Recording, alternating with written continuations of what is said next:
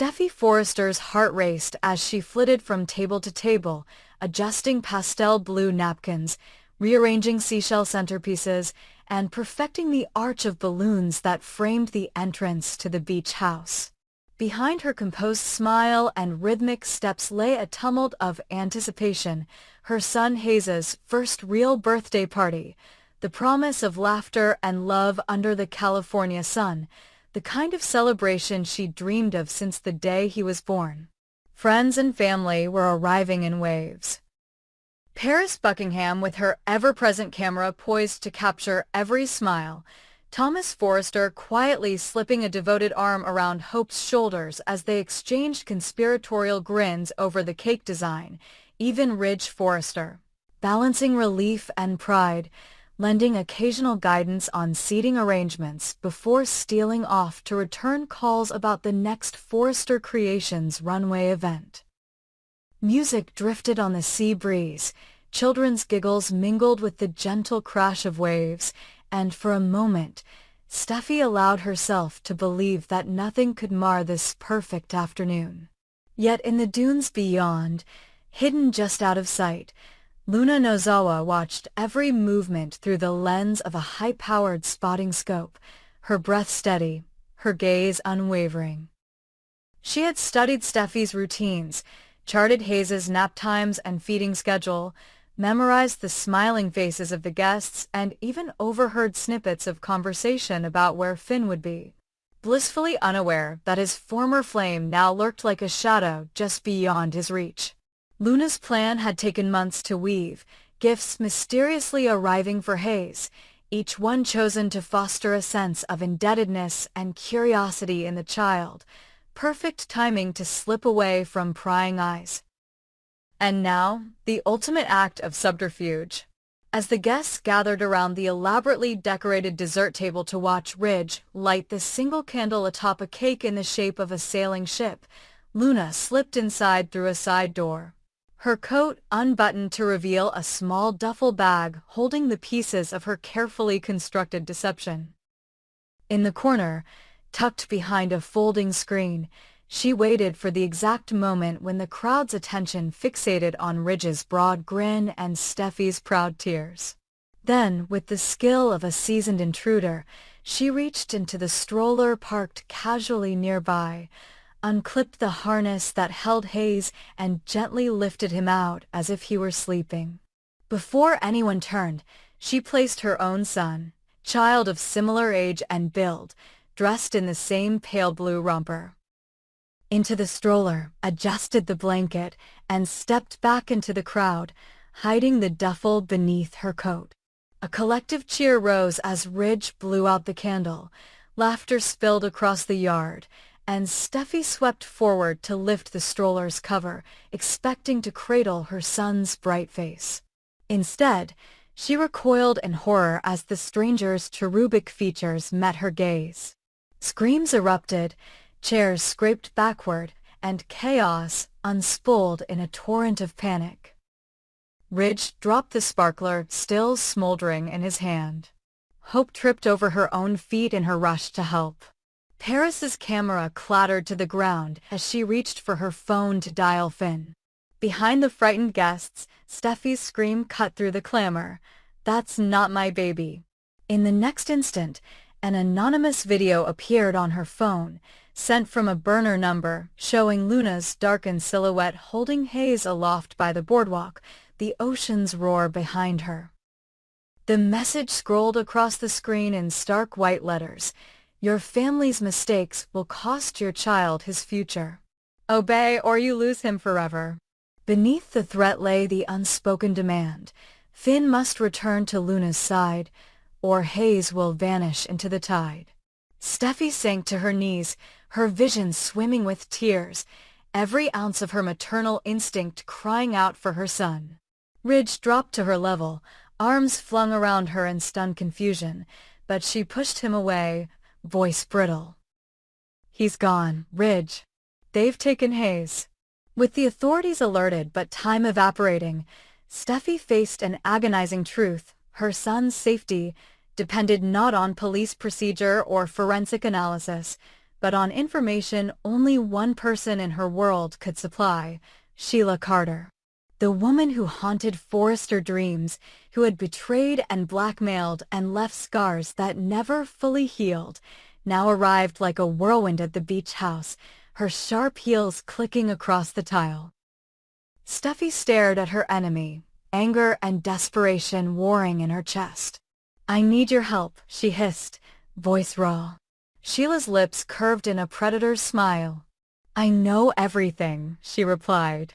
"And I know what Luna's capable of. You want your son back, don't you?" In that moment, a most dangerous alliance was forged as Steffy and Sheila exchanged information and whispered strategies. Sheila supplied the underworld contacts capable of tracing the burner phone's GPS pings, the black market connections that could identify the duffel bag's rare fabric and track its purchase. Steffy, meanwhile, offered what she knew of Luna's habits, her patterns, her vulnerabilities, information gleaned from countless hours of stalking her online profiles and the bulging file of surveillance photos Ridge had reluctantly approved. With every piece revealed, the rift between the two women narrowed, replaced by the common cause that eclipsed old vendettas: rescue Hayes before Luna's ultimatum became a death sentence for his future. Hours slipped away as they worked feverishly through the night, links of a chain snapping into place until they pinpointed a dilapidated beach cottage 2 coves down, abandoned after a fire years ago, a remnant of coastal decay hidden behind overgrown hedges. Under the cover of darkness, Ridge and Finn joined the covert mission, guided by Sheila's cold precision and Steffy's fierce maternal courage. They crept through the brush, hearts hammering, as the cottage's pale silhouette gleamed against the moonlit waves. Inside, the floorboards groaned under their weight, the air thick with salt and neglect. There, in a crib hastily assembled from driftwood, slept Hayes, his chest rising and falling in reassuring rhythm. Luna stood by the window, eyes wild, a phone pressed to her ear as she barked threats to some unseen listener. When she sensed movement, she turned, the knife she held gleaming in the faint light. Steffy's gasp echoed, and Luna's lips twisted in triumph. "You're too late," she sneered. But Steffy, abandoning caution, surged forward, fueled by a mother's primal force. Sheriff deputies who had trailed Ridge's SUV burst in behind her, flashing badges and commands. In the scramble that followed, Finn disarmed Luna, wresting the blade from her grip, while Steffy lifted Hayes into her arms with a sob that shook every fiber of her being. Luna's scream filled the cottage as deputies cuffed her wrists, hauling her into the night. In the aftermath, under the cloak of a starless sky, Steffy cradled her son to her chest, tears mingling with salt spray as she whispered apologies and promises. Never again to take his safety for granted, never again to let secrets imprison her heart. Ridge and Finn stood guard, their relief momentarily tempered by the knowledge that the alliance forged with Sheila might be one they'd come to regret, for some debts could never be repaid and some trusts never fully restored. Yet as Steffy rose from the sand with Hayes nestled against her shoulder, the storm of fear and betrayal receding, she knew that even in the darkest chapters of the Forrester saga, love and desperation could unite former foes, and that no threat, no shadow, could extinguish a mother's resolve to fight for her child's future. Steffy's chest heaved as she raced along the narrow cliffside path, the salty breeze whipping her hair into frenetic strands, the staccato rhythm of her heart echoing in her ears with every step. Hayes, nestled against her shoulder, cried out in confusion as the world blurred around him, his tiny fists curled in alarm, the edge of his bonnet slipping askew. Finn's voice rang out behind her, pleading for her to stop, to wait for reinforcements, but Steffy's maternal instinct surged beyond reason. She could not bear another moment of uncertainty, another second in which her son's life hung in the cruel balance of Luna's threats. Behind them, Sheila's gunshot crackled once, meant to subdue their pursuer, and for a heartbeat the night seemed to hold its breath. Then Luna stumbled into the beam of Sheila's flashlight, her eyes blazing with delirium and rage as she lunged forward, her movements frantic, unhinged. Steffi dared a glance over her shoulder and saw Luna's boot catch on a jagged rock, her arms flailing as she pitched forward toward the void, and for one brief second it felt as if time had splintered, two figures entwined in desperate flight. One mother's love propelling her onward, the other's madness propelling her into oblivion. The cliff's lip lurked just ahead, a razor-edged demarcation between land and sea, and Steffi, consumed by fear for Hayes, misjudged her footing on the loose gravel. Her foot slid, her body arched in a grotesque angle, and then gravity claimed her in an instant of horror, her scream swallowed by the wind as she and Hayes tumbled together over the precipice. Sheila's flashlight wavered, Finn's anguished cry pierced the darkness, and Ridge's feet skidded to a halt mere inches from the edge as he reached out in futile desperation. Below, the waves erupted in furious foam against the towering rocks, the moon's reflection dancing on the churning surface, like shards of broken light. The night air trembled with the echo of two lives torn apart in the span of a heartbeat, Luna's ragged exhalation as she fell alongside the child she had coveted and corrupted, and Hayes's final, uncomprehending wail that cut through the roar of the ocean. By the time Ridge and Finn scrambled down the treacherous slope, aided by Sheila's harsh commands and the brief glow of smartphone torches, all that remained was a swirl of cloudy water and drifting ribbon from Hayes's blanket. Ridge's cry shattered the quiet eternity of the shore as he reached the crashing surf, arms outstretched in anguish, but the sea offered no mercy. It spat him back onto the rocks, his coat soaked and shredded, his face contorted with grief too vast to name.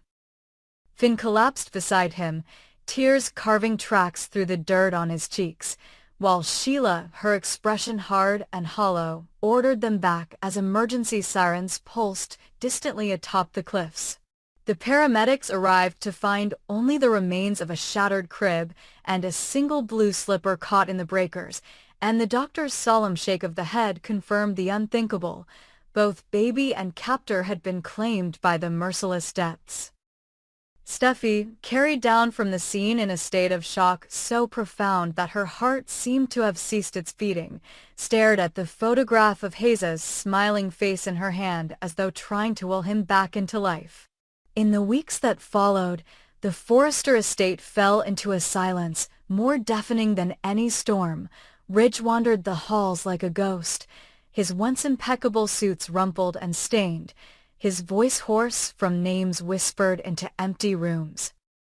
Sheila retreated to the shadows of her own guilt, haunted by the price of her alliance, while Finn refused to leave Steffi's side, his hand never releasing hers even as she drifted through days in a fog of grief. Steffi's tears became a constant tide, each one a testament to the son she had lost, each one a reminder of the moment when her embrace had turned into a final descent. Friends and family gathered in hushed condolence, murmuring prayers that felt hollow against the cavern of her sorrow. Paris brought tokens and tiny blue bonnets folded into perfect triangles.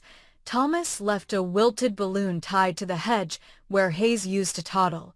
Even Brooke's old journals, passed down like fragile relics of maternal wisdom, lay unopened on her nightstand, their pages unreadable through the blur of Steffi's lamentation. At the funeral by the sea, the wind carried hymns across the gray waves as Steffi stood at the edge of the cliff where her son fell, clutching a tattered stuffed rabbit, her face lifted to the sky in a plea that found no answer. Ridge knelt beside her, his arm a lifeline she barely felt, and together they watched the white dove release spiral upward before vanishing among the clouds. In that moment, Steffy's anguished wail split the heavens, less a sound than a tearing of the soul. And Ridge, in his grief-soaked madness, pressed his lips to her crown in a vow neither could believe, to carry on, to honor Hayes's memory in every breath they took, in every garment the company produced, in every child they might one day protect anew. But beneath their stoic facades, their hearts remained broken, irreparably altered by the night when love and desperation drove a mother to run with her child into the open air and plunge both into the abyss. In the endless nights that followed, Steffy would wake to whispers of Hayes's laughter in her dreams, to the phantom warmth of his weight against her shoulder, and each dawn she faced anew the cruel revelation that he was gone forever. The sea, once a playground of sunlit sandcastles and lullabies of waves, became a monument to absence, its roar a constant reminder of two tiny bodies lost to fate's unrelenting currents. And as the world beyond the cliffs hummed with busy ambition, Steffy and Ridge lingered at the precipice of their sorrow, bound by grief, their future a landscape scarred by the deepest cut of all, the death of the child they had both loved beyond measure.